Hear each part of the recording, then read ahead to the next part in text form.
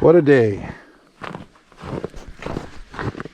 This right here is the exact reason why I don't plow residential driveways. You never know what somebody has buried in their snowbank, in their driveway, or whatever. This is a fairly new tire. There's about 3/8 tread on there. I can't even have this fixed. That's not fixable. I got to get a new tire for that. Right there is the culprit. And it's not even sharp. It's just a metal edge. We have so much snow this year. We're running out of places to put it. So we're clearing back snowbanks, clearing back driveways so we can make more places for snow, because we have more snow coming later this week. And something simple as that takes me out.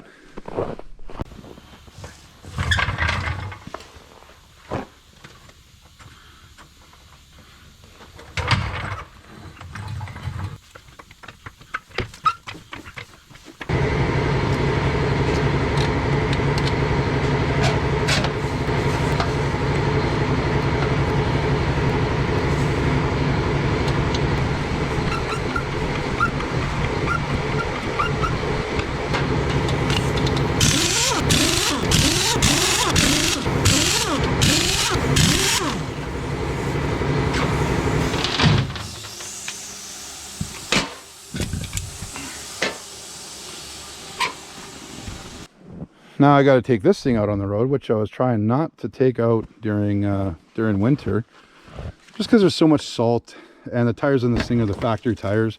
They're crap. That's I don't even know what they are. Firestone Transforce AT. Garbage. That's just to get it out the door, I guess. So I'm going to order a tire for that plow truck. And I think maybe I'll get a set of tires for this thing too. Tires and rims. I don't want 20-inch rims. Ridiculous.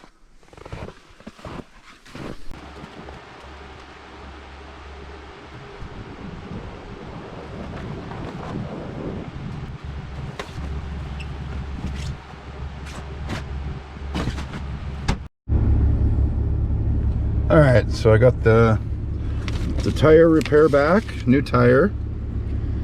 It's a 285 75 16 Wrangler Duratrack load range E. What do we got for a total here? 439.54. For me particularly, there's not any money in plowing. Not today. Well, she's back on. 2001 Ram 2500, torque to 135 foot-pounds. If you have dual rear wheel and like a 1-ton, I think it's going to be 145 for that year. So that's all fixed. Besides the price of the tire, that wasn't too bad.